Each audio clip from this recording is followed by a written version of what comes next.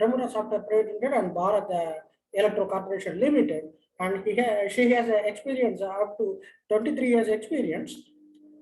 She did a UG in Amrita Institute of Technology, Coimbatore, and PG in Embedded System Technology in Anna University, Coimbatore, and currently she pursuing part-time PhD in the area of EMI filter design.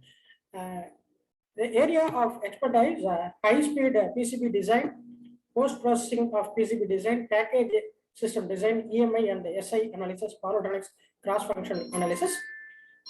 And also, she published 10 technical articles and along with 3 books. First book, Power Electronics with MATLAB, Cambridge University Press, London. Second book, Simulation Tools for Electrical Systems, Elsewhere Press, UK. Third one, Electrical Machines with MATLAB, Nova Science Publishers, US. Also, certified JLPT M3 certificate holder, she conducted courses for students and industrial persons for Japanese language translator for technical documents. And she acted as a keynote speaker in various international and national workshops. So I wholeheartedly welcome the eminent person, Uma Maheswari, for this Atal FDP FDP on electric vehicle. And as we all know, EMI, electromagnetic interference problems, is a crucial problem nowadays. Whenever the technological revolutions occurs by means of power semiconductor devices, when power semiconductor devices are growth, huge technological revolutions are occur. Okay, even though slight problem occurs during this revolution, that is one of the problem is the EMI, electromagnetic interference problem. So this is the right time we have to discuss about the EMI problem, in particularly electric vehicle. So Uma Maheswari ma'am going to give a lecture on EMI problems in electric vehicle. So once again, I welcome Uma Maheswari ma'am. Welcome Uma Maheswari ma'am. Welcome you ma'am. Now you. The session hand over to Uma Maheswari ma'am. Thank you. Thank you, sir. So I am sharing my screen. Yeah. Can you see my screen? Yeah, visible. Can you see me? Visible. Fine, thank you. Thank you, sir.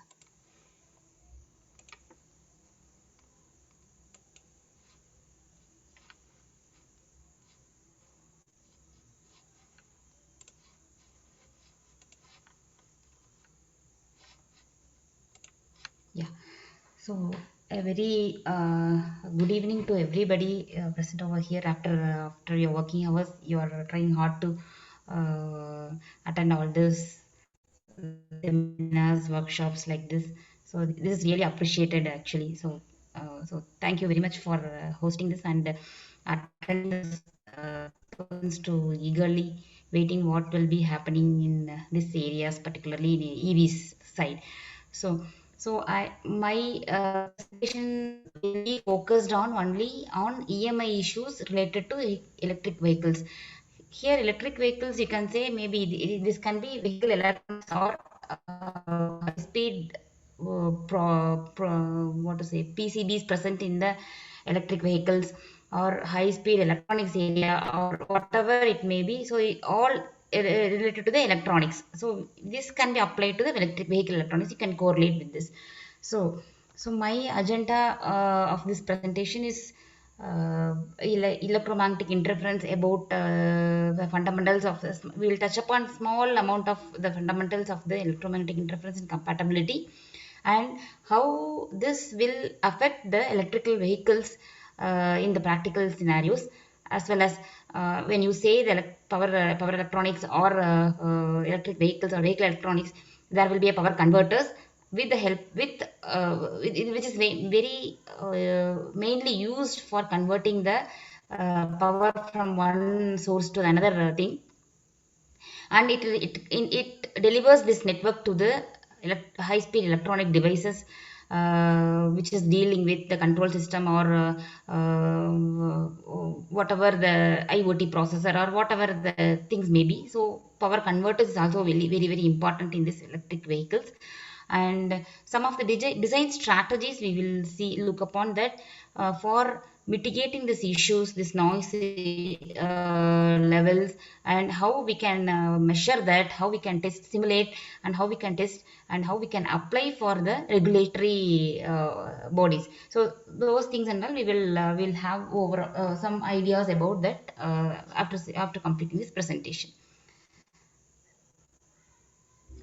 So coming to this introduction part, so what is EMI? So we have many electronic devices which operates in higher frequency ranges, communication devices, or smart grid, or whatever the thing, it may be IoT devices. So we have many electronic devices surrounding us. So there we will be having some unintended electromagnetic emissions out of which is very harmful to the device, electronic device, as well as human being. So we need to adopt such situations, like, I mean, we need to have the susceptibility side with the presence of this magnetic waves, how well the system gets performing. So that is called the electromagnetic susceptibility. So altogether, electromagnetic interference as well as the susceptibility is the cumulative assessment of EMC, we can say. It's electromagnetic compatibility. And so when you design a product, any kind of a product, it may be a vehicle electronics, it may be IoT products or wearable electronics or whatever it may be. So we need to go through some of the defined process, like we need to define the specifications, we need to start some R&D here, in the sense even for a simple component selection also we need to perform some homework, right? And what processor we need to purchase, how it will be useful for computing our particular functions. And so that part R&D has to be done. And after deciding that all those plans, we need to create a sample, right? So after creating the sample, we will be the product life cycle undergoes the functionality test. It can be a debugging the PCBs, or how input versus output, like that, what are all the features has to be performed as expected, so that has to be performed. And after that, one of the main testing should be done for this high speed electronics is the electromagnetic test part. In this, we need to focus some of the noise levels, and we have to benchmark that noise levels with the standard organization's definition, correct? So once it is not done, we cannot apply for the regulations, like for any countries. If you go the major countries like Europe and other Europe, US and all, if you want to sell your product there, you will have to have some specified certification. For that, electromagnetic test report is very necessary. After getting the test report, you will be applying for the electromagnetic regulatory bodies certifications, correct? So that, for the, if it is not met with the standards, we need to go back to the original position, like we need to redo the design, and time again it will take a longer time. And again, cost wise, the product cost is also increases, we need to pay the labor, so everything it matters. So in the design stage itself, as a design engineer or EMI engineer, we need to mitigate those electromagnetic noise levels by following a few strategies and a few technologies, or the various methods that we will be seeing in the later slides. So only then, if it passes, we can sell the product in the market. So what causes because of the EMI, we will have the malfunction of the product, or the degradation in the performance of a product, or complete failure of another system which is working proximity to this same environment. So that is a very dangerous situation. So just to have the idea, so based on the source, we can have the natural and man-made EMI types. So natural means it because of this atmospheric noise, lightning, electrostatic discharge, those things and all comes under natural thing. Man-made is unintentional or intentional. So some of the areas we will be having intentionally we will be emitting the noise, or unintentional. Unintentional is we will be designing a PCB, but out of it is unintentional that the noise gets generated out of this device. So that is named as an unintentional emission. And the second kind of a type is continuous in nature and impulse in nature. So that is also another one of the thing. And based on the bandwidth, we can classify it as narrow band and broadband. And so the main important event, three events occurs in this electromagnetic environment is the first is actually source and the victim. So between the source and victim, the coupling can happen either conductive way or the radiative method. So through air or through wire actual wire, like because of this capacitive and inductive effects, it can happen. It can couple, this noise can couple from the source to the victim. And yeah, this is the interface interference, like through the metal conductor. It is we can call it as a trace, through the trace, which can happen in the case of PCB, and it can either be a actual wire also. And so, and radiated interference also, it can happen through the air medium or dielectric in the case of PCB. So it because of this way loss of way of propagation, this noise gets traveled. And in the emitter side, there can be a transmitter, high speed logic or HF generator, power switches, inductive loads, transients, ESD or lighting. So these are all the unwanted emissions which can be occurred from the emitter side. And from the susceptor side, there can be a receivers, analog circuits and digital circuits, or even human beings are the victim for this electromagnetic noise. So there are four important points has to be taken from the slide, like so RE, CE, RS, SCS. So these are all the four important parameters which has to be keenly measured or simulated from the environment. Like RE here is radiated emission, CE is conducted emission, at the susceptibility side, conductor susceptibility, radiator susceptibility. So these four parameters are very important when you come to this measurement or simulation. So generally, what does the converter does? It controls by measuring the input and output voltages into or current and generate the signals to the power circuit, right? Power circuit, what does it does? It converts the unregulated input power from AC or DC type to regulated DC or AC type. So like that. So this is the basic block diagram of the power converter circuit. So the power before the power converter and after the power converter, we will be placing the filter for reducing this noise. And so power circuit, here there can be a near field or far field. So wherever any electronic devices, if you take, there will be a power PDN network, right? The PDN network act as a there can be a power converter, small power converter from the small tiny iPhone to iPad to larger area, like AC or DC motor, trains, electric vehicles, industrial uses. Of wherever it goes, there will be a power electronic sitting there. So how this power electronic affects this environment? Like, so we are using the pulse width modulation technique, and where we are synthesizing the signal and transferring for generating the required output voltage or current. So that because of this switch, there can be a chopping happening, and because of this switching, there will be a minute dV by dt and di by dt. There can be a larger amount also. So in the ideal scenario, between the switches, the current between the switches will be zero, and the voltage drop between the terminals will be zero. But it is not possible in the practical scenario, right? In the case of switching, so there will be a small amount of di by dt leakage current, and the small amount of dv by dt value will be present. So this causes the electromagnetic interference. So main issues of this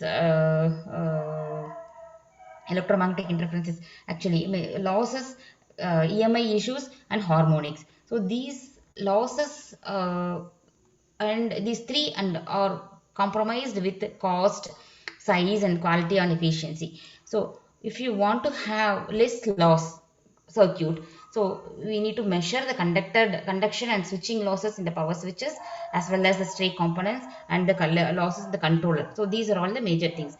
And if you want to reduce the EMI, definitely minimizing the di by dt and dv by dt values during the switching time.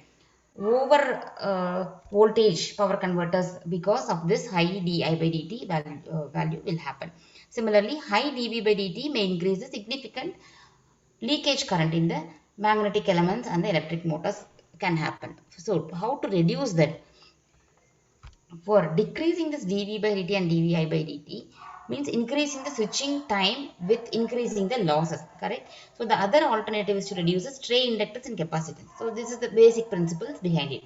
And harmonic side, so increasing the switching frequency, reducing the slower harmonics, but at the same time which Ma'am, increases ma'am, EMI. Yes, sir. slide does not change. That is in first slide itself. Oh, is it, sir? Yeah, Okay, yeah. now. Now okay. Now okay. The harmonics slide. Oh, okay, okay. You could have told it before itself, right? So I, Okay. I've, Just I've I put it will, in slideshow mode only. no, ma'am. You have to manually update the slides.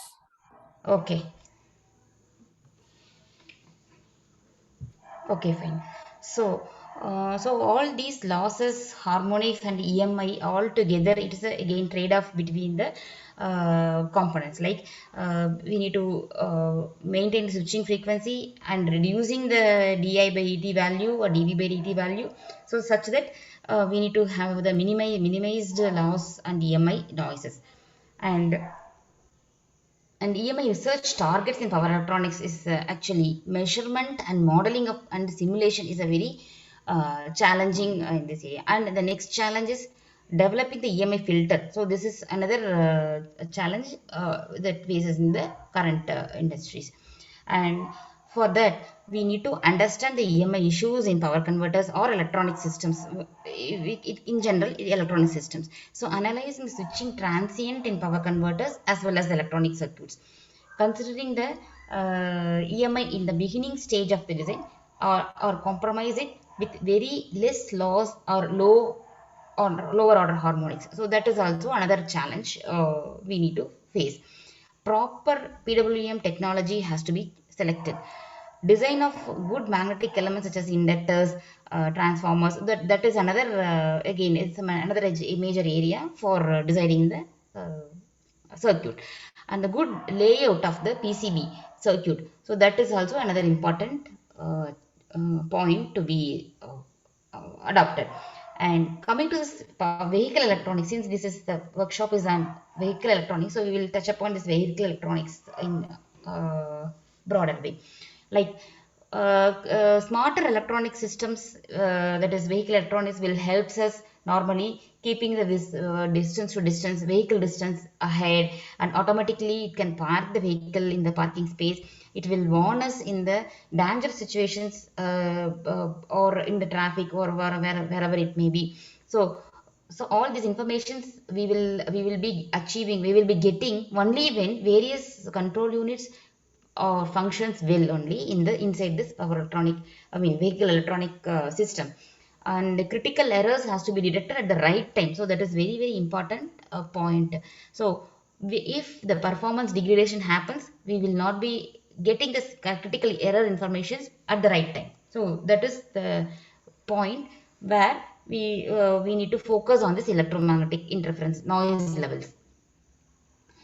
And so in the practical, in the year 2012, the Chrysler company has forced to call back all more than lack of vehicles due to this airbag problem happened because of this ORC failure. Like ORC here is occupant restraint control failure, which happens in the airbag, unintentionally triggered the airbag because of this electromagnetic issue.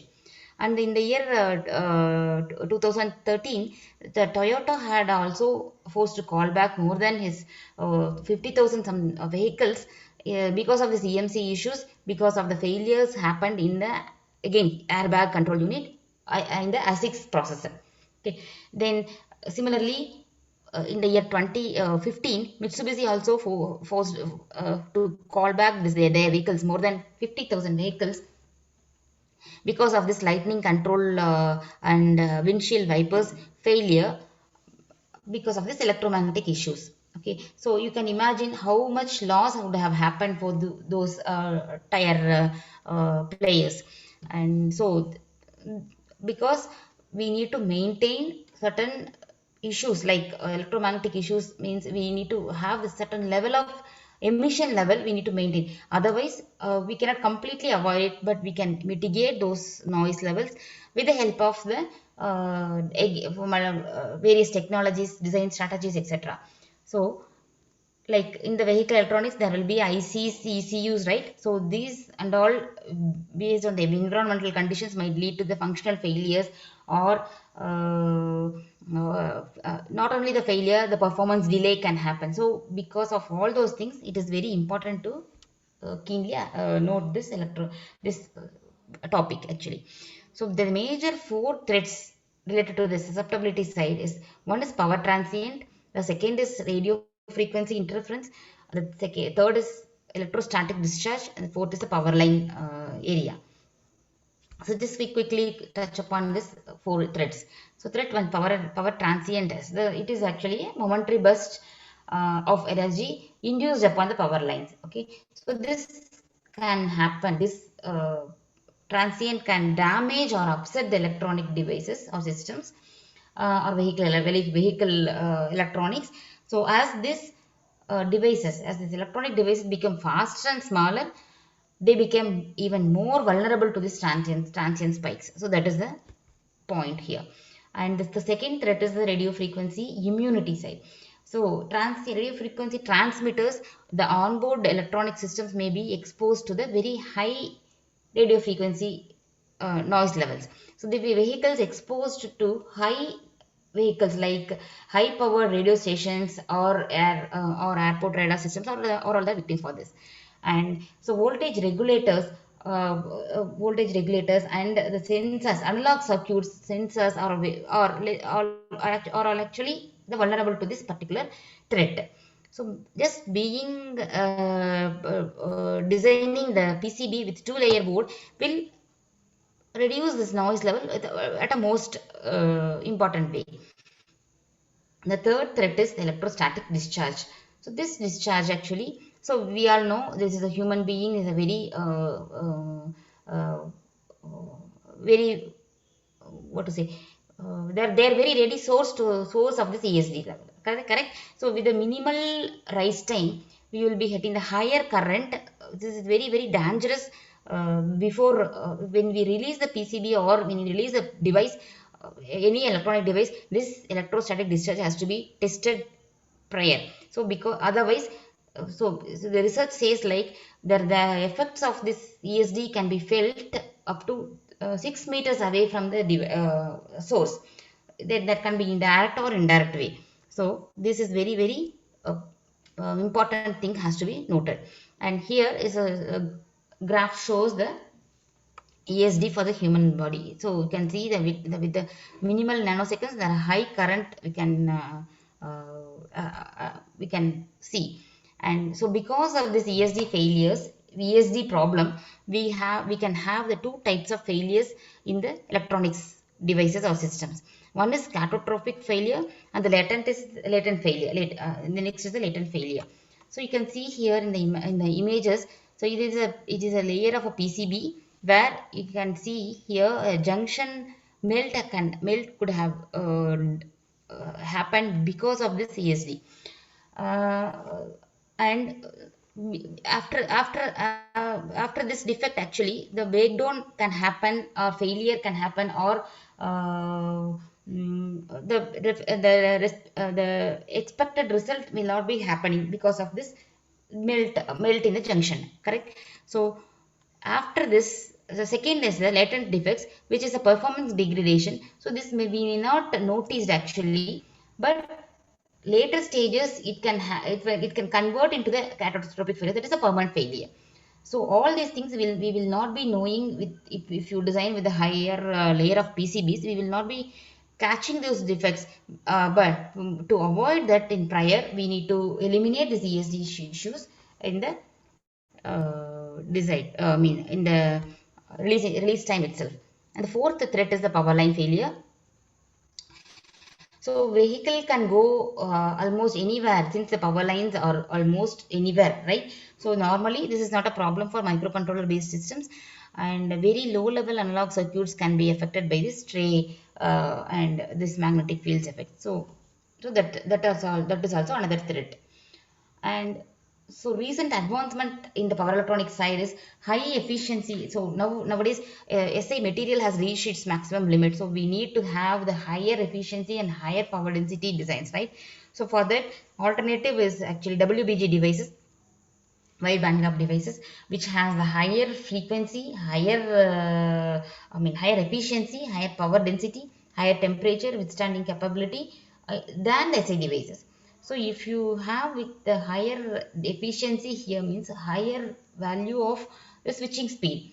So if the switching speed increases, obviously di by dt value is also increases. So if you use the WBG devices, definitely there will be a electromagnetic interference. So we need to take care in the design stage. So you can see this table. From this table, you can see comparison between the SiC and that is GaN devices and SI devices, WBG devices versus SI devices. So you can see the thermal conductivity, permittivity, electron mobility. So um, these are all the very important parameters which has to be selected, which has to be noted while deciding this power electronic component in the design, right? So then the high switching speed and the unique structures of the WBG devices are also causes for the power electronic reliability issues, correct? So that is what we discussed. And it is inevitable the design considerations, EMI issues must be addressed properly, otherwise the benefits of the WBG devices will not be compromised.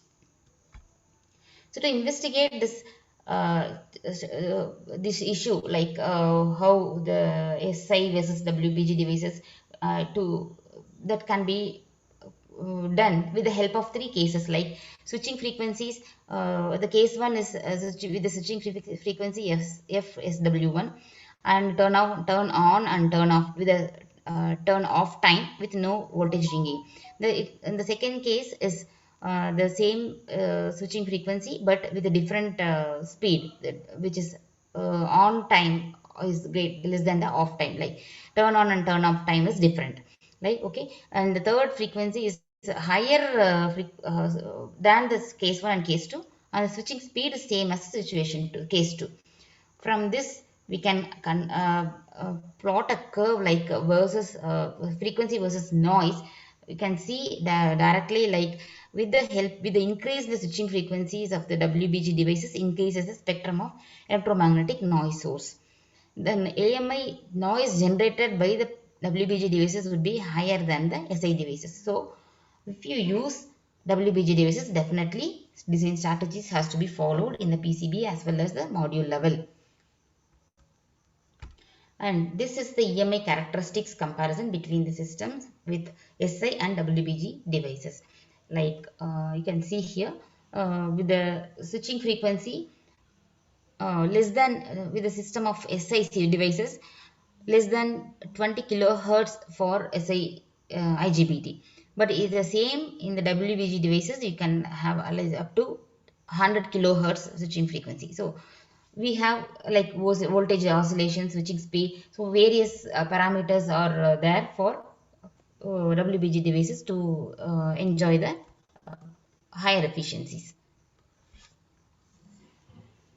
So other important factor apart from this di by dt and dv by dt value is the impedance. The impedance has to be properly maintained because of this unbalanced or uh, uh, not characterized impedance. So we will be having this loop current or loop what do you say, uh, unwanted noise current will be emitting from the areas, that is copper pattern or wherever it may be. If you take in the case of PCB, the unwanted, the return path will be circulating in the same area only, so that causes the electromagnetic interference. So this impedance is very important. So this impedance of the parasitic capacitance is inversely proportional to the frequencies. And so the WBG devices also, we need, if you use it, impedance of the whole circuit has to be maintained with the constant characteristics impedance of the design. So these are all some techniques to increase the reliability of the power converter with the WBG devices. Like this not only we need to follow this alone, we need to follow some design strategies as well. So for example, for the simple tips like introducing a ground inductor in the buck converters will reduce the radiated EMI to some levels. Similarly, for introducing the common mode and differential mode capacitors in the GaN devices, in the power module, it will reduces the conductive emissions in the circuit. So these are all the simple techniques has to be followed by default. And another important thing is, it is taken from the IEEE paper. So these are all the research topics recently, which is open to open for the research area. So we need to focus on the 150 kilohertz to 30 megahertz conducted emission is it is it is actually, it is not yet done. So people can start research on these areas for the areas. Like similarly, for greater than 30 megahertz area, radiated emissions and near field coupling. So there are various topics are still in open, that can be taken for research in areas or in your thing.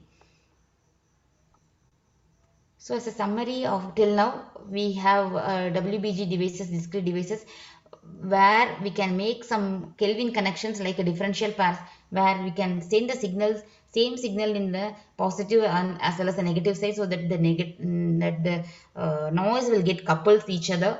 So that is called a Kelvin connection. So that is if possible, we can implement that one. And during the converter layout process, PCB design process of the converter side, power loop or drive loop can be minimized as much as possible. So that is another techniques can be followed. The conducted EMI spectrum should be measured, and the measurement has to be cross-checked with the standard organizations against the benchmark. Okay, so then if required, radiated EMI emissions also can be measured, has to be measured, and I need to check against the standards.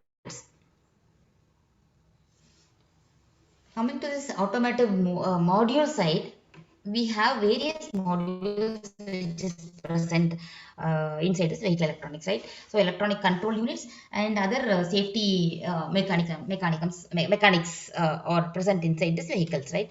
So this is the block diagram of all the present which is present inside this vehicle electronics. Like we can classify this into diagnostic functions as well as the protective functions devices. So so you can see here control logic, current limitation, current load current sense, open deduction, open circuit deduction, gate control, temperature sense, ESD protection, power clamp. So various functions are available here, and these diagnostic functions will give us the high precision load current sensing, high short circuit to ground accurate in nature, and the over temperature sensing it will provide us thermal shutdown indication, open load deduction, power limitation indication, fast overload or short to ground detection. So these are all the main functions of the diagnostic functions module. And the protection module protection of the functions are the load current limitations, short circuit protection, over temperature shutdown, over voltage shutdown, under voltage shutdown, reverse battery protection, fast inductive energy demagnetization, ESD finally. So these are all the protection functions modules. And for the standards, normally it is followed as ISO 26262 for the functional safety side, and maximum permissible electromagnetic emissions or their electromagnetic immunity side. CISPR 25 or ISO 11452 is followed for vehicle electronics alone. And for coming to this design consideration, so different approaches for the threads we have seen, right? 4 threads, so different approaches can be performed for this. And that one is the transient protection of all module. The second is the high frequency filtering cables can be used, again, which that any trade-off between the product designer as well as the budget designer. So if you use the high optical cable or other things, the rate will increase, the product cost will increase. So again, it is a trade-off, and careful layout has to be laid out. Cable and shielding, local filtering, decoupling, local shielding of the most of the critical circuit has to be done. Again, these are all some of the design considerations once we come up with the product, correct?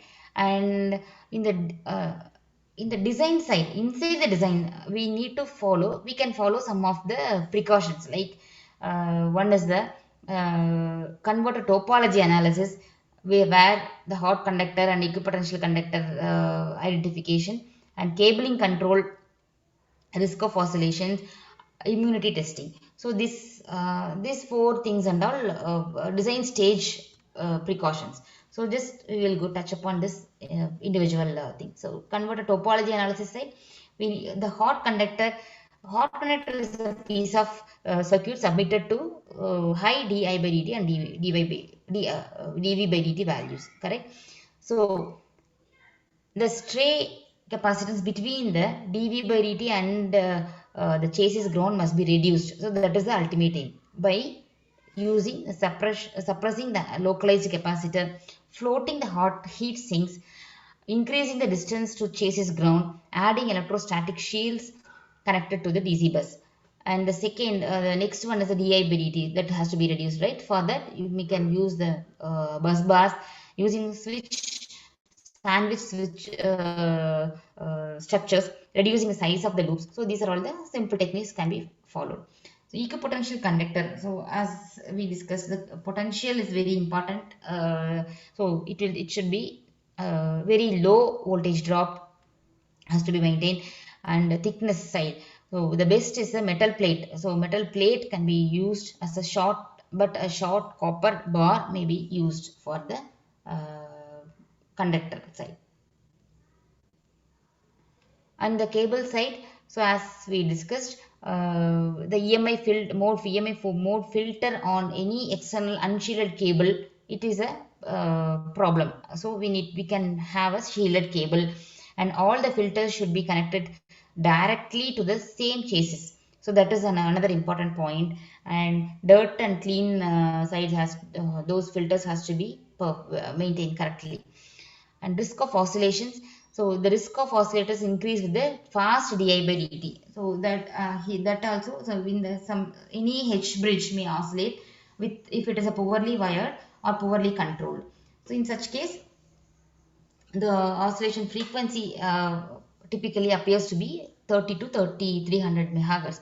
So in such case, definitely there will be a noise level. So that has to be maintained using the filter, EMI filter. So these are all the need for filters, which is that can be a the filter can bypass the noise and suppress the emission at the source itself, and coupling the path with the inactive. Apart from this Kelvin connection, we can have this coupling path by using this filter, and making the receiver less vulnerable to the emission. So that the noise will not get propagated from one point from the source to the victim side. And the good design of EMI filter must have the safety EMC standards, so that we have seen here, right? Okay, so coming to this session summary, this topic summary is uh, so we need to characterize the threat. So that is another important, which where it is generating, where it is the source, which is the source, and how it is propagating, which medium it is propagating. So the characterization of threat is important, and setting the standards for emission and susceptibility levels. So we have the standard organizations which already defines the standard, and with that standard, which standard we need to be followed. So for example, if it is a vehicle electronics, we need to follow the system CISPR 25. So similarly for smart grid, we have different standards. For wearable electronics, there will be a different standard. So we need to have some basic knowledge on the standard as well. Testing for the standard complaint. So again, then after getting the standard, after selecting the standard, we need to test against the standard. Correct. So we need to measure this noise levels and compare against the standard. So that is the problem. That is the another thing we need to follow. And characterization of the problem requires understanding of the interface, source, and signals. So we need to have a broad knowledge on those areas. And coupling path and victim, the nature of the victim as well, we need to understand. So hope everything is clear as of now. And coming to this solutions, EMI solutions at various levels, we can have if you take any converter or any PCBs which is sitting in the electric vehicles, we can be dealt with three types of areas, levels, like PCB level, module level, and software level. Okay, so software level, we just programming the IC inside the program. So that program also causes the electromagnetic noise. So researchers have developed, and just implementing the clock signal, or the simple implementation of the watchdog timer, which is not and turning off the certain signals, which is high speed signals, which is especially which is not in use or not used for the particular time. So these are all the simple techniques, coding techniques can be followed to avoid those delays and noise levels. And coming to the PCB level, we can have some of the technologies, like identifying the most critical circuit, planning your board layout, selecting the appropriate board type, also isolating with care, decouple the power, bulletproofing the interface, considering the multi-layer board. So just we'll quickly touch upon those individual areas in a quick thing. So identifying the most critical circuit here is, so critical means here we need to identify which is clock, which is address, enable, high speed data bus. All these things we need to identify first, and we need to take care of those routings. Adding a ferrite bead or a small resistor sign, which is in series with any clock or any high speed output, which will provide a good effect. Okay, then switch device is a potential source of emission actually. So that we have seen, like, so any power electronic switch or microcontroller. So these are all the very source of this emission. So that has to be taken care. We need to identify that part. And since the clock signal lines are critical, position the clock chips to minimize the clock runway. And the position of the placement of the component also matters for this. Keep the clock traces and crystals away from the connectors. So that is also another thing to be noted. And as similarly, the reset, interrupt, and the control signals. So all those things has to be taken as a critical signal. Use of high frequency filtering, such as small capacitors, like a point not 1 microfarad or 100 ohm resistor ferrite bead to protect these lines. So that will give the good protection to the high frequency filtering. A small capacitors and ferrite bead or resistor are very effective as filters against the spikes and transients. So this also will depend upon the the frequency range actually. So if you go beyond the gigahertz and all, this will not work out. So again, the operating frequency is also important while deciding the filter areas. And the second point on the PCB level is the planning your board layout. So all the capacitors and beads or resistors which has to be placed very proximity to the main source devices, right? And grouping of the circuit, that is also another thing. So by the speed of operations, we need to group the circuits together and place the components accordingly.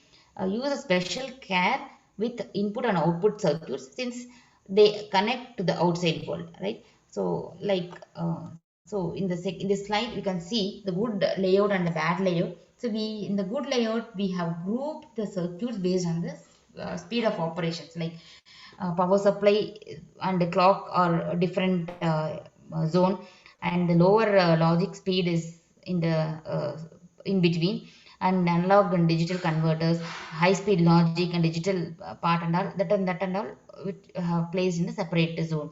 So separate not only placing the separate zone, we need to provide the ground also separately as well. So analog ground and digital ground as well. So this is the main point in this second thing. And the third one is the selecting the appropriate board type actually. And we need to have the multi-layer facility board, being the layers multi-layer. One of the layer can be a ground layer which act as a return path for the high-speed signals, and wherever the necessary we need to have the power as the copper pattern or as a power plane layer. And if you route the signal in a longer way, there has to be loops has to be avoided, so that we will be getting the higher efficiency. So minimizing the loop areas, which is very important for this electromagnetic interference noise generation. And again, the path of the critical traces like clock signals and memory signals and all, we need to route with the unbroken or continuous plane. So that means that if you route the signal in one layer, and the second layer being a return path which should be a continuous in nature, otherwise there will not be a return path as expected. Okay, so the ground filling, power filling, all copper patterning is very important in this category. And coming to this crosstalk, so we need to place the traces spatially to avoid the crosstalk. This is a typical 6-layer PCB shown here.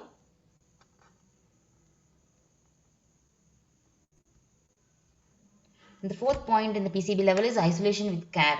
So again, as I said, the power plane or has to be aligned properly, and the return path of the signal has to be maintained in the high speed frequency operations, so that we will be having the more lesser noise level. If you see here, from the driver to the receiver, the current flows in the yellow color, and the return path of the lower frequency area, a lower frequency circuit, this is a lower frequency circuit, if the return path can happen from the receiver to the driver in the least resistance path. But in case of the higher frequencies in terms of gigahertz or higher megahertz range, the return path will take the least inductance path. Okay, so from driver to receiver the current flows, and the return current flows through the ground plane, which is the second layer of the plane. So we have routed the traces in the first layer, and this return current can happen in the second layer through this device connectivity, and which takes the least inductance path. So this ground plane has to be in continuous in nature, otherwise we will be having the loop current, and it will act as an antenna, or so many issues will happen. So this equivalent circuit of a normal parasitic capacitor or inductor or resistor, so whatever it may be, it behaves in the low frequency and one way, and the higher frequency is the another way, like parasitic effects has been added. So while simulation, while our circuit designing, we need to consider this parasitic effects of all those things. Again, it depends on the frequency of the circuit. So this if you design a frequency with in a gigahertz application, then definitely this parasitic effects has to be included. Decoupling the powers. So again we need a small point, not 1 to point, point 1 micro range capacitors will do the best decoupling in the instantaneously. Likewise, so decoupling capacitors placement also is very important. It has to be placed with near to that, which is very proximity to this processor or controller, correct. And bulletproofing the interface, filtering, or so we can have two types of interface, like power interface and signal interface. So we need to proof those things also. Coming to this cable level and interconnect level, so we have seen the software level, PCB level, and the third one is the cable and interconnect level. So here uh, again, as we discussed earlier, we can use a fiber optic cables for reducing this noise level. But again, this is a uh, uh, uh, after measuring, if it is still you have this noise, you can use the cable, this kind of cables, filtering cables. The cable harness also has to be measured as the overall system. And EMI at the module side, the rule of thumb is first seal all seams, second filter all the penetrations. So this is the rule of thumb normally industry follows. So just after adopting all those design strategies, design solutions, or all those things, or software side or wherever it may be, over and above that, we can follow some of the techniques to reduce this EMI in the module side, like uh, nickel paint on plastic, which gives us the protection over minus 60 decibels, over the protection. And vacuum plating or electroless deposition on plastic, which gives us the minus 80 dB level of noise protection. A steel or aluminum box can provide us the well over 120 dB of noise protection. So again, so this thin conductive coating can provide the good result in the protection level.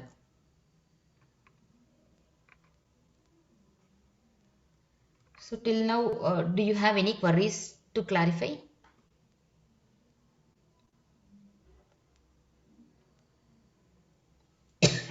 No, madam, please proceed.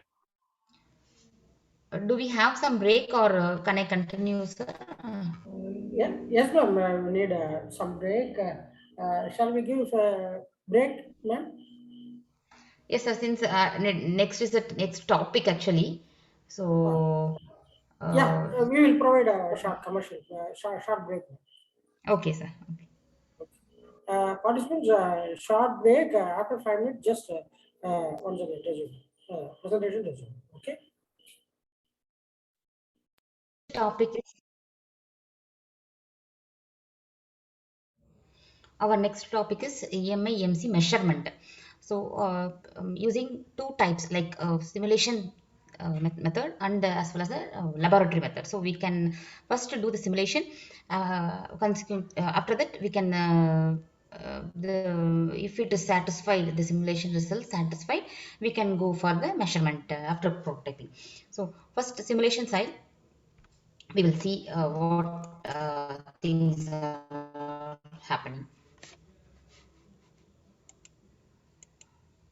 So coming to this simulator, we have various simulators are available. One is electromagnetic simulator, circuit simulator, and the other is a behavioral simulator. So electromagnetic simulator, which solves the problem using Maxwell's equation and simulate the electric and magnetic fields at various locations in the circuit or the surroundings in the time domain or as well as the frequency domain. So that depends on the requirement, like what designer's choice, which one to choose, and which time domain or frequency domain, which one to choose. And the circuit simulator, so wherever we go, wherever we design the PCB or design the application, we will be using the circuit simulator for the functional testing, or how the expected result is coming, like that. For all those things we will be using the circuit simulator, which solves the differential equations using the Kirchhoff's voltage and current law relationship to predict the voltage and current of the nodes, each nodes. And behavioral simulator, which uses the model based on the table and transmission lines and the passive elements models based on the transfer functions, or etc., which can quickly predict the voltage and current at various nodes, typically in the time domain. So these three combinations we will be using as tools, right? So these slides list the typical tier 1 simulation, EM simulation softwares: Power SI, SI Wave, CST, Ansoft, EMWorks, E3, Hyperlinks, 3D EM simulation, HFSS, EM Pro. EM Pro is actually one of the user-friendly tool, which is a product of Keysight Technologies, which I am using it personally, which is very user friendly compared to other licenses. So software solution, how we can import those things, that we will see once you load the file into the EM simulator. Either you can design those things in the simulator itself, or you can import from the other EDA tool to this EM simulator. So the nativity will not lose, because there will be inbuilt translators which translate the from. So for example, if it is a cadence based design, PCB design, you can directly import from the cadence to the uh, EM simulator. So the EM simulator translators will convert those files into appropriate files. Okay, so this importing has to be done in the beginning, and after that we need to tag the files, tag the signals, like which we need to identify which net here is a signal, which net is linking with which component, and the most critical component also we have to identify.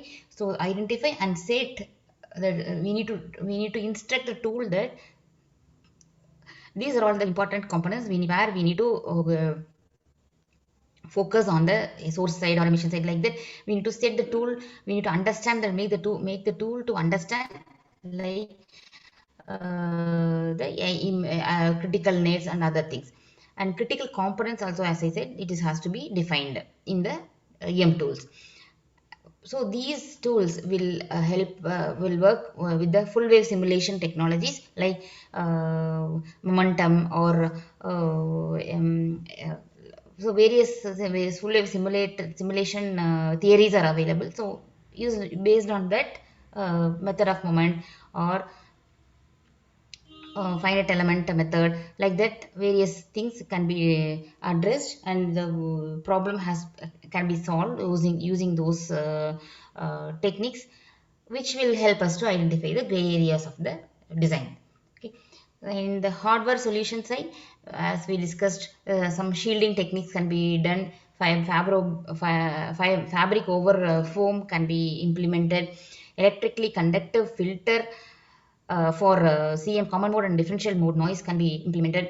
Ferrite grounding, bonding, spatial placement of hardware, circuit topology modification, and spreading spectrum. So these are all the simple hardware techniques can be done.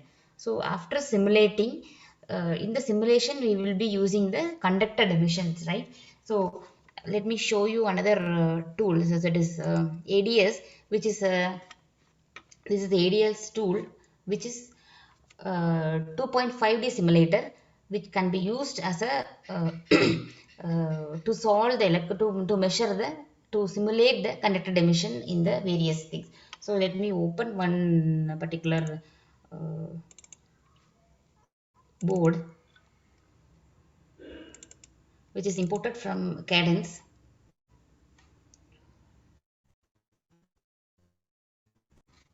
So you can see here, so this tool works in the principle of workbook actually. So if you go to the main thing, so this is called the workbook, and under every workbook we have the cells. This is one cell, this is one cell, that's like that. The cell concept is here. Under each cell, we can have various kind of setups, layout, that is layout editor and schematic editor. So that there are various things are available here. So using those things, we can draw the schematic and we can draw the layout as well and convert it as layout. And we have the many settings are available in the simulator. Like I will show you some of the settings over here. So for example, uh, so signal integrity can be performed using this signal SI Pro and with these things. And power integrity also can be set up using, can be done using those these options. And so this is power electronic PE Pro. So power electronic designs can be performed using this option. And our EM simulation can happen using this simulation settings usually. So this is the simulation window.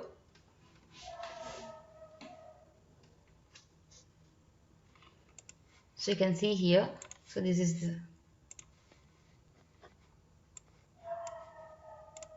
a simulation window where you need to set the layout area and positioning, substrate also. So we in this design it is used, this is a substrate used, that is a multi-layer PCB from 1 2 3 4 5 6 layer PCB, this one.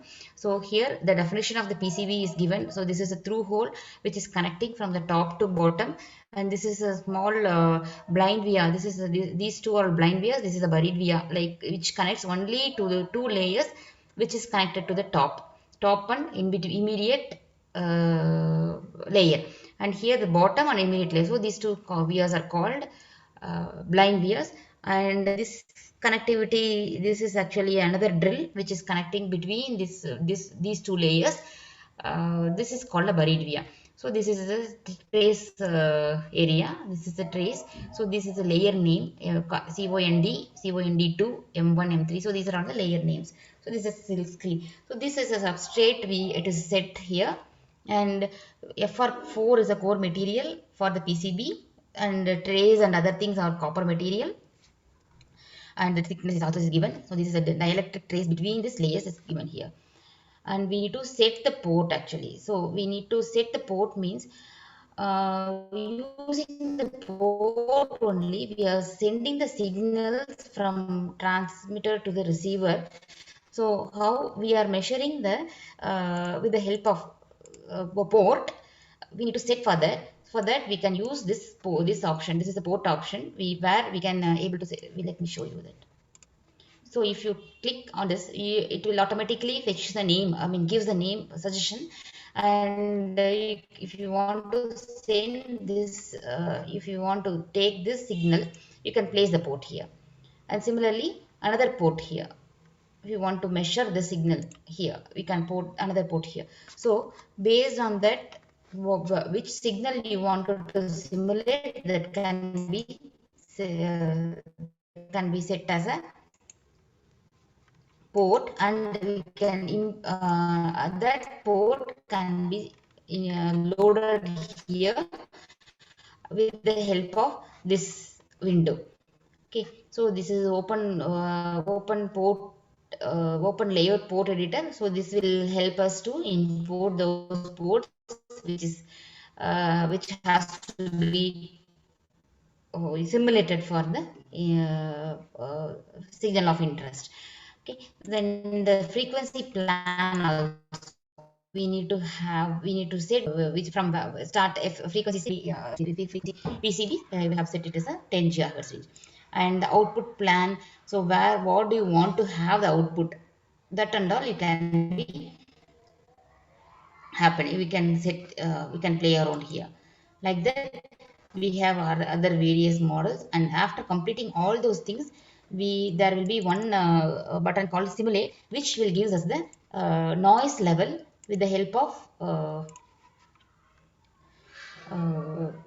S parameter value.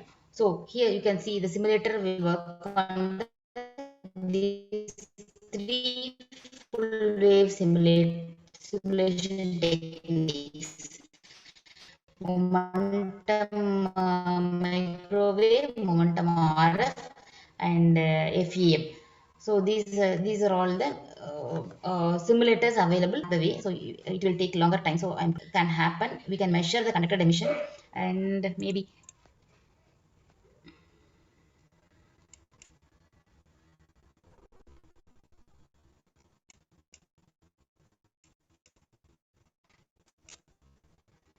So results are not here actually. So since it is a go back to this presentation.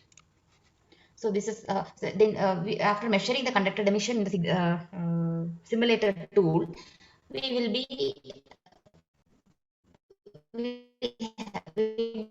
having the better idea, like we need to benchmark that value with the CISPA 25 standards in case of vehicle electronics, right?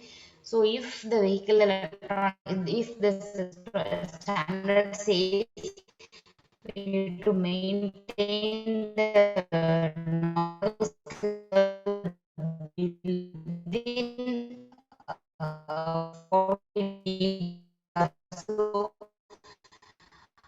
if we achieve more than 40 dB, we need to make some changes in the design itself to me, and after that we need to do the simulation and to maintain the minus 40 dB. After that only we are going to the PCB and it is going for the testing process. So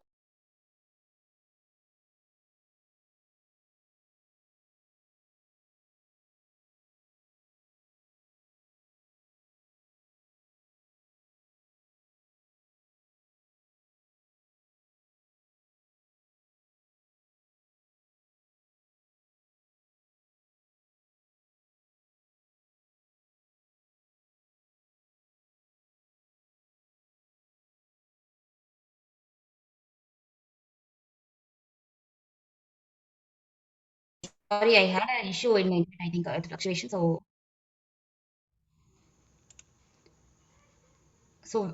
till when, till which slide it was okay, sir?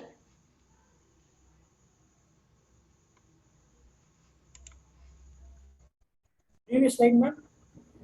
Can anyone confirm? Previous. Previous. Previous. Importance of Yeah. this is the first slide, sir. Yeah. Go ahead.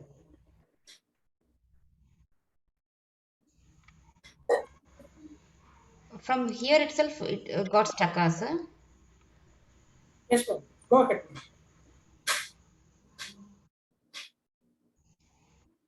Okay, so let me start from this. This is the importance of EMC testing. So there are various importance are available. So like reliability, preventing the rework, potential hazardous, to avoid the potential hazardous, regulatory, to meet the regulatory requirements. So like that various testings importance are here. So for that we are going to test the product, right? So coming to this EMC test compliances, so any product, the product lifecycle management has a product test plan as well, right? So for that our EMC EMI measurement can happen in the under the characteristic test. Okay, so this characteristic, under this characteristics we need to mainly focus on conducted emission, conducted immunity, radiated emission and radiated immunity as well. Apart from that, transient test also has to be performed. For example, ESD, burst, voltage dip, surge, magnetic field test. So these and all the important tests are available for things. So for example, there are various standards are available, which is CISPR, IEC, International Electrotechnical Commission, and IEEE. Other standard organizations also defines the standard and releases as a document. Okay, so for each standard there will be one unique number which is assigned for the standards. For that number we need to have some basic idea to identify based on your product or the category and the various uh, requirements. As according to your requirement, we need to select the standard number and we need to suggest for this number to the laboratory side. Okay, so for example, if you want to test the ESD immunity, you need to select the IEC 61004-2. Likewise, radiator immunity IEC 61004-3. So there are various listed here. So for time being, I am skipping this now. And coming to the standard frequency side, so up to 2 kilohertz, the harmonic standard limits the emission levels to very low level. So no major trouble will be noticed. And over 150 kilohertz, to meet some reasonable standard, avoids the most of the troubles. So we need to follow this thing. So above 150 kilohertz, there are many standards are available. Okay, that is the point from the previous slide. So these are all the three types of standards which is existing in the worldwide category. So for example, generic standards, basic standards and product standard. So we will see the basic standard first. The basic standard will define the general considerations, definitions, terms, rules, guidelines for emission as well as the immunity and test method. So for whatever the measurement instrument you use, it has to be under this particular basic standard. And if it is a product standard means the third one, so it defines the limits and maximum test levels for a particular product. For example, if it is a EV, there will be some specific particular product standard available, and for a smart grid it is a specific product standard available. Likewise, wearable electronics or home appliances, so individual product standards are available for most of the products. So some of the products will not have the individual product standard. For that, we will be using the generic standards. There also there will be a limits and maximum test levels for products in a particular EMC environment for which there is no EMC product standards are exist. Okay, so this is the basics of the standard types. And coming to the regulation, after testing your board or your product in the laboratory, you will be applying this regulation for the certification process, right? Like CE, for example, e-mobility for all the areas, smart grid, wearable technology, smart homes, offices, and efficient lighting, electronic warfare, and micro satellites of all those things. You will be having some regulations, right? So those things region wise it differs. If you want to sell your product in European country, CE regulations you have to meet. CE certification has to be acquired. Likewise, there are region wise, there are various markets regulations are available to sell your commercial product. Okay, and this slide shows the intra-system and inter-system testing environment, testing kind of a thing. So center portion is the EUT, like equipment under test, which will be subjected to the radiated immunity. That is, you will be having some antenna and it will dissipate the noise voluntarily to measure the immunity of the product. Okay, so how well it performs in the presence of the magnetic emission. So that is the test for immunity side. That can be a radiated as well as a conducted side. Okay, and similarly the ESD side also there will be a direct contact method or indirect contact method. So that is also possible in the laboratory. And what else here? So using the port you can measure, and some manipulation softwares also will be used for getting the data out of this testing method. And this is the immunity testing side. So at least 2 immunity tests should be done. That is for this immunity particular thing, IEC 61004-5, that is lightning immunity has to be performed for any kind of a product. And according to this 61004-4 standard, this transient burst also has to be measured. So this is the typical test facilities which are available in the laboratory side. So 3-meter EMI chamber, 10-meter EMI chamber, 30-meter EMI chamber, shielding room, RS chamber, OATS, that is open air test site.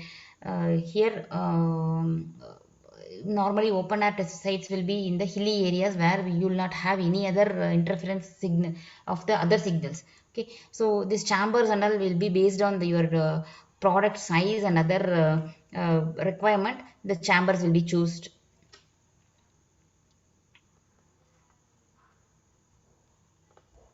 Yes, this is a typical semi anechoic chamber, 10-meter chamber.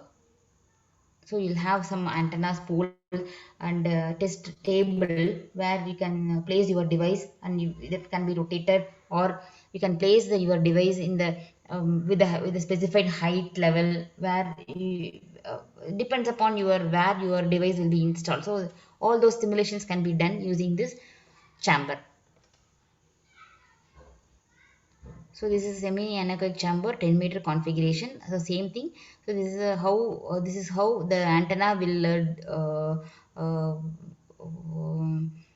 antenna and other setups will be there. Ground plane will be there, and the EUT will be placed on the turnable table, and the reflected waves will attract these things. Okay, then we will be measuring this radiated emission as well as the conducted emission side will be in the outside of this chamber with the help of a software.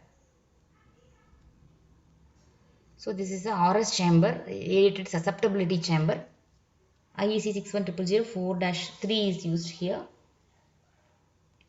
In the under this susceptibility testing, the antenna starts to emit the noise to measure the radiated susceptibility.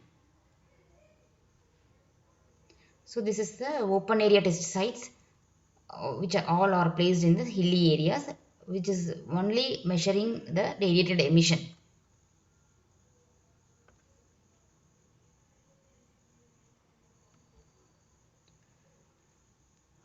So this is the test for radiated emission criteria, like standards and all we will be using. All these standards can be tested using this particular chamber. That is 6 per 11, 12, 13, 25, 22. These are all the specific product oriented.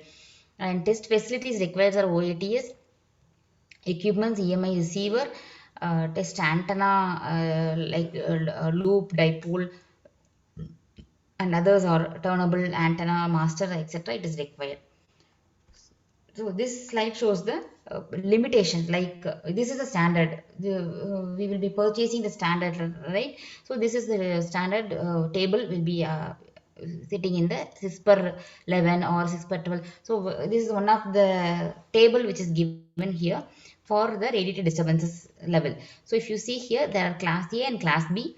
So here with this frequency range, there is 30 to 230 megahertz range. There are class A is 40 dB is allowed, but in the class B 30 dB is allowed for class B applications. So there are this is another different topic, like how to select the class A and class B and all.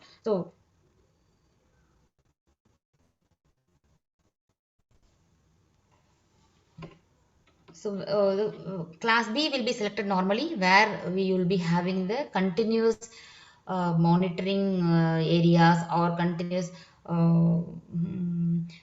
communication signals like that. That is the specifically we can select for the class B application. And class B may be the home appliances like that. There will be lesser tolerance range, so this allowed actually. And so the organization defines the standards as type tolerance as well as the tolerance. And this is shows the test for conducted emission. With the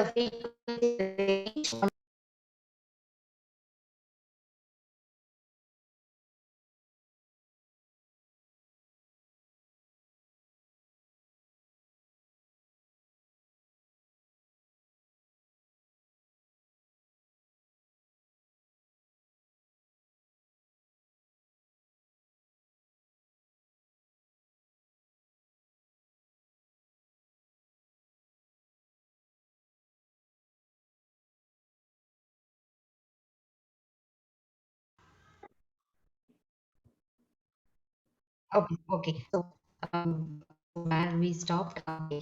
The test for conductor susceptibility is can be done at the frequency range 150 kilohertz to 80 megahertz.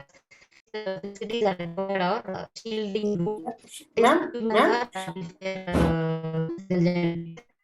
ma'am, share your screen, ma'am. It's, oh, host disabled Uh, participants. in which name, ma'am? You are in which name, ma'am? 1 second, ma'am.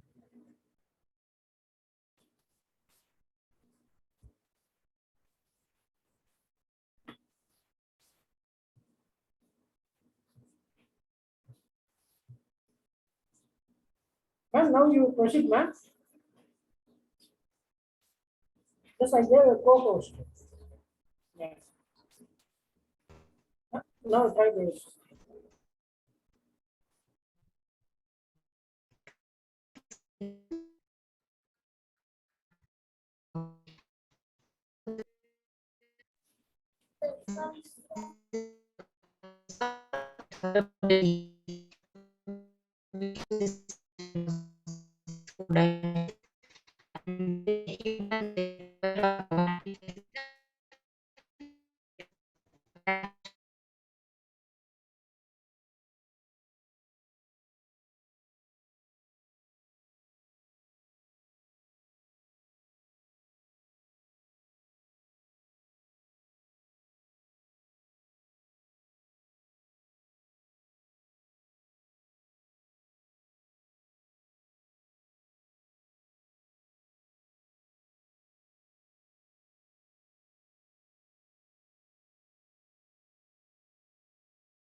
These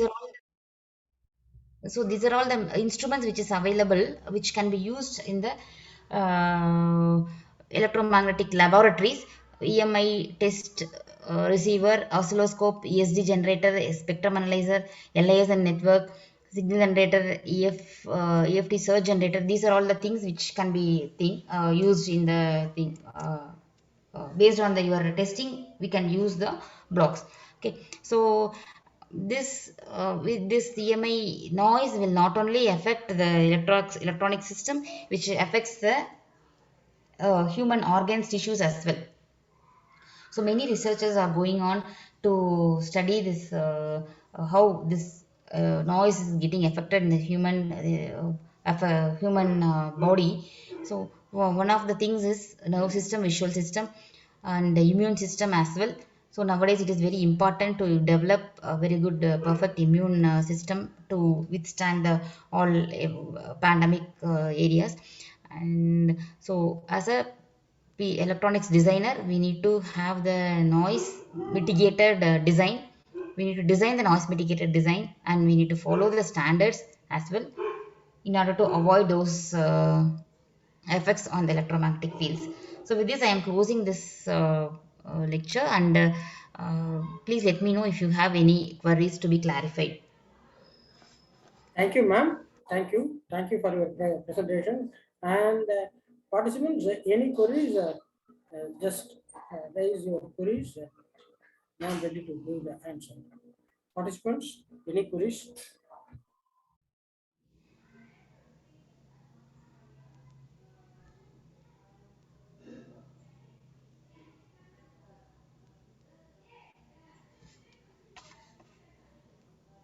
Participants, any queries? Just share your queries. I am ready to do the answer. Let me check the chat. I don't see any chat messages.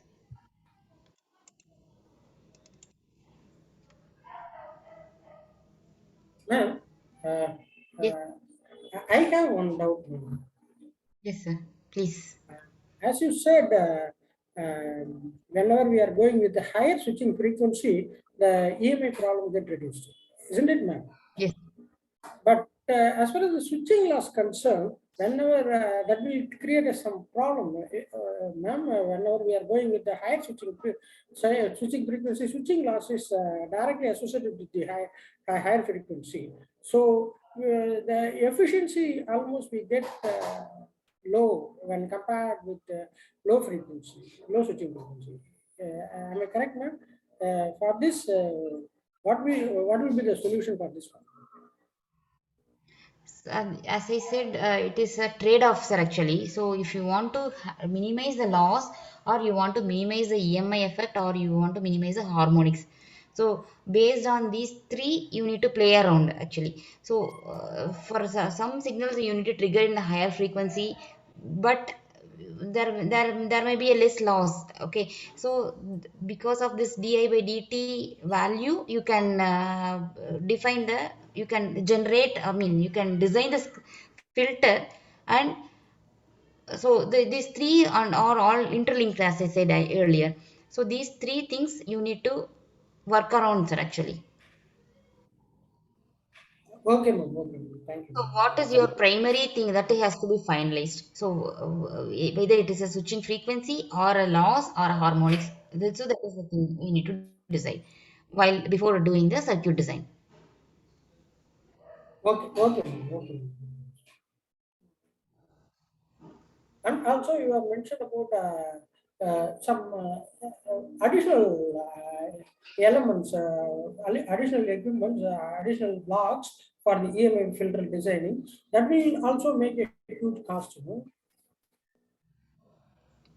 uh, Additional in case of a capacitor, resistor, or the ferrite and the other things, that will not make that much effective in the case of gigahertz range, actually, sir. So there is another technique, filter design methodology has to be performed in the case of higher gigahertz range frequencies. So this capacitance and LC filter, those filters will not work in the case of higher ranges, higher frequency ranges. So in such case, we have another option called EBG structure, where you can implement that capacitance resistance inside the layer, PCB layer itself, and it can be embedded in the multi-layer PCB. So depending upon your frequency range and the end product, so that depends on the filter design. Am I Okay, clear, sir? okay, ma'am. Okay, ma'am. Okay, got it, ma'am. Thank you, thank you. Any queries from participant side?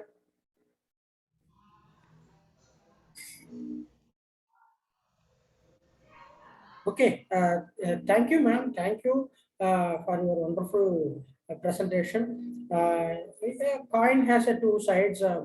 Not on just like here also, technological revolution. As I said earlier, two sides, positive side and negative side. So we have to minimize the negative side and negative aspects as much as possible. So the EMI issues, I think. This presentation make an idea about the EMI. Normally, the people does not know give much more attention towards the EMI. Now they may get some awareness about the EMI. They may focus towards the EMI.